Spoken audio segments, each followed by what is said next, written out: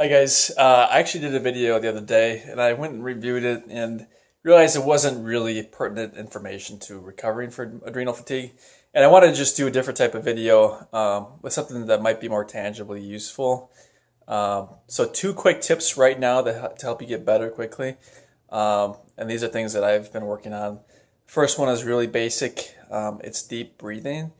And we think that we practice deep breathing all the time, but it's really important to practice it throughout the day to keep your stress level more balanced. Also at night, I mentioned, sometimes, at least for myself, I wasn't getting enough oxygen, and so I'd be jerked awake, and be related to hormonal issues, but also the fact that I wasn't getting enough oxygen.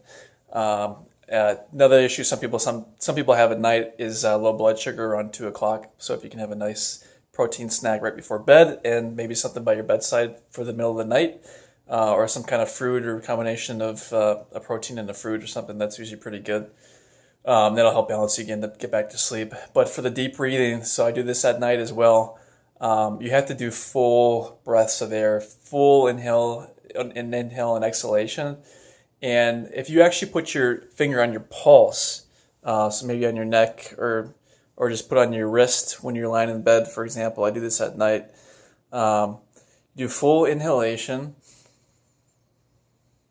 And you always do a little bit more than you do normally breathing. You try to get your abdomen full and full inhale into your lungs.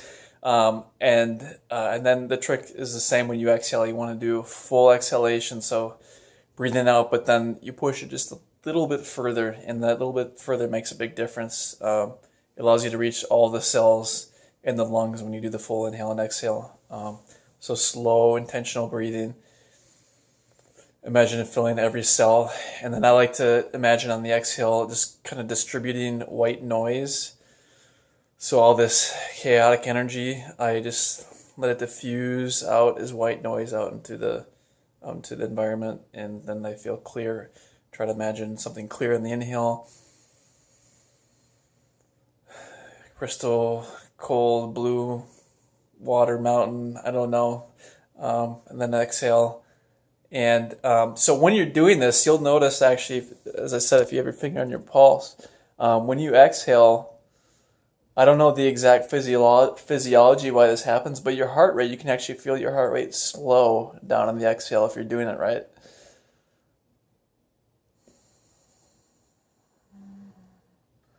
On the exhale, like you can feel over 2 or 3 pulses that it really slows significantly from whatever your pulse is. Like my stress out pulse is anywhere from 85 to 105, and I get that quite frequently. And then strangely on the weekends when I'm totally relaxed and I've slept well, it swings the opposite. I can get as low as like low 60s or even 60 by Sunday night. So I really have a wide pulse range, and that's probably another strong sign of adrenal fatigue.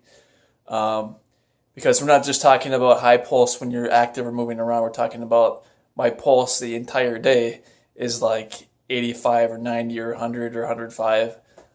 So fast pulse is definitely a signal of adrenal fatigue.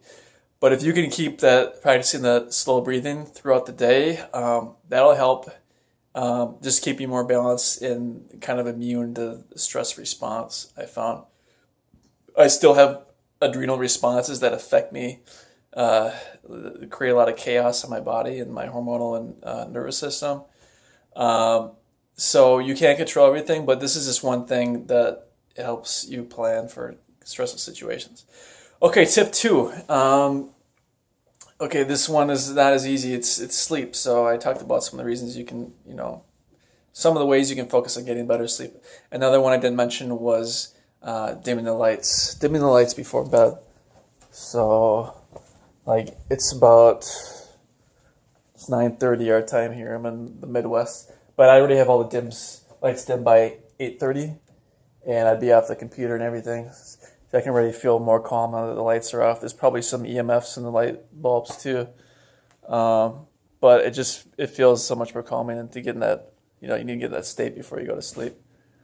And then things I mentioned before, just magnesium. I actually have my Calm I take I can show you. But some people don't like this because it can give you diarrhea if you take too much of it. So this is the Calm I use. I'm not promoting this product. There's actually a magnesium spray. If you look online, there's one you can just spray on your wrist or something, and I've heard that this is effective and without the side effects of the diuretic side effects. So you can look into that. Tea, of course.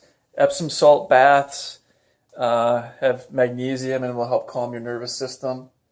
What else did I want to mention? I think